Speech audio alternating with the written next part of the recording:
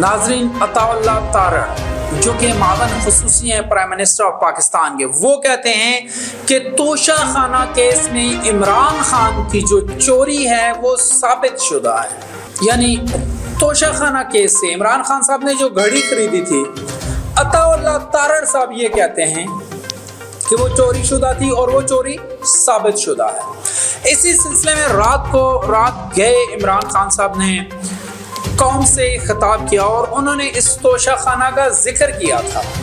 توشہ خانہ کا ذکر انہوں نے یہ کیا تھا کہ جب میں نے توشہ خانہ سے گھڑی لی تو اس سے پہلے ہوتا یہ ہے کہ توشہ خانہ کے پاس ایک تحفہ جو کسی پرائم منسٹر کو یا کسی وزیر کو باہر سے ملتا ہے تو اس توشہ خانہ میں آتا ہے۔ اس میں کچھ ڈپارٹمنٹس ہیں جن کے پاس وہ چیز جاتی ہے اور وہ اس کی قیمت لگاتا ہے اور جو سب سے زیادہ قیمت لگا دیتا ہے وہ اس تحفے کی قیمت مقرر ہو جاتی ہے۔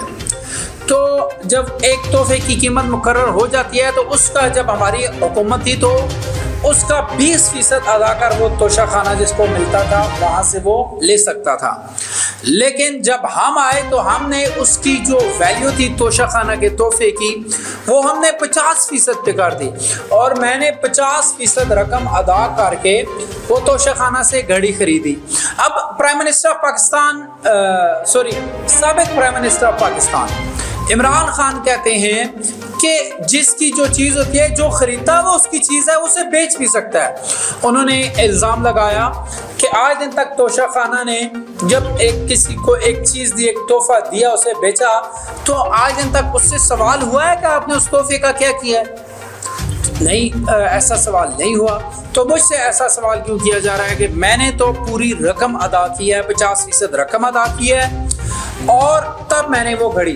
لیکن عطا اللہ تارڑ صاحب کہتے ہیں کہ توشہ خانہ سے جو گھڑی نکالی گئی تھی وہ چوری شدہ ہے، انہیں ایک پائی کا حساب دینا ہوگا، کہنا تھا عطا اللہ تارڑ صاحب کا۔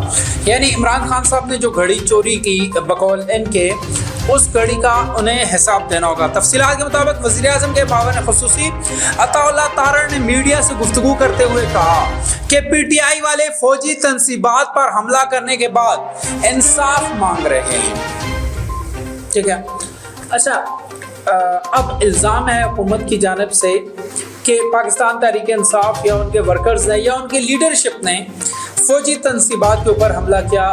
جب کور کمانڈر ہاؤس کے اوپر اٹیک کیا گیا، جہاز جلا دیا گیا، شہداء کی تصاویر جلا دی گئیں، بلا شبہ ایک ایسا واقعہ ہوا جو کہ قوموں کی تاریخ میں نہیں ہونا چاہیے تھا۔ ہماری تاریخ میں 9 مئی کا واقعہ ہو گیا۔ اچھا، اب 9 مئی کا جو واقعہ ہے، پاکستان تحریک انصاف کے چیئرمین نے اس واقعے کو اس طرح قبول نہیں کیا جس طرح کے حکومت الزام لگا رہی ہے۔ وہ کہہ رہے ہیں کہ کوئی پری پلان نہیں تھا، کسی قسم کا کوئی ایسا نہیں تھا احتجاج۔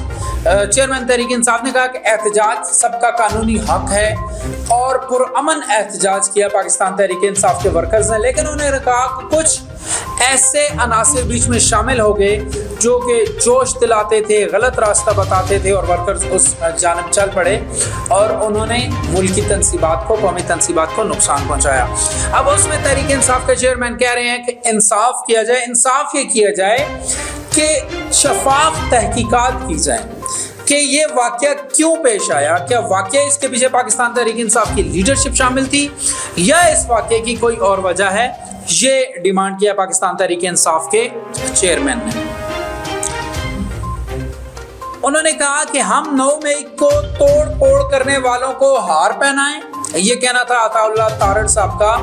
بے شک آپ بالکل ایسا نہ کریں، آپ بالکل ایسے لوگوں کو ہار نہ پہنائیں۔ یقینی طور پہ میں پھر ایک بار کہوں گا کہ یہ پاکستان کی تاریخ کا ایک سیاہ دن تھا اور ایسا نہیں ہونا چاہیے تھا۔ ملکی تنصیبات ایسے ہیں جیسے میری اور آپ کی ذاتی تنصیبات ہیں، کوئی بھی اپنی ذاتی تنصیبات کو نقصان نہیں پہنچاتا۔ یہ ملک میرا اور آپ کا ذاتی ہے، تو پھر کس حیثیت سے ہم اس ملک کی کسی بھی چیز کو نقصان پہنچا سکتے ہیں؟ بالکل جنہوں نے یہ کیا یا جو اس میں ملوث ہے انہیں سزا ہونی چاہیے، یہی ہر پاکستانی کی اس وقت ڈیمانڈ بھی ہے۔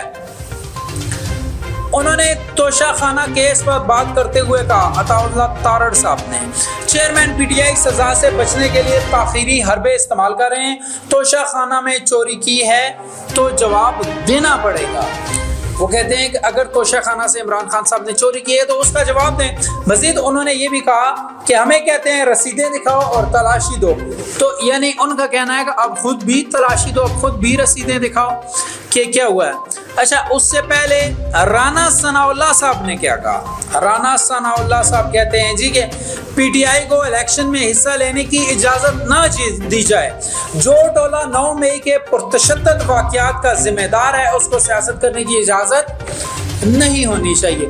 اچھا، یہ پی ڈی ایم کی جماعتوں کی کافی عرصہ سے خواہش ہے کہ عمران خان کو بالکل سیاست سے نکال دیا جائے، کیونکہ لوگ تو عمران خان کے پیچھے چلتے ہیں، عمران خان کو دنیا مانتی ہے، عمران خان کو پاکستانی عوام مانتی ہے، تو کسی طرح سے عمران خان کو اس ریس سے باہر کیا جائے تاکہ جو باقی لوگ ہیں وہ ریس کو ون کر سکیں۔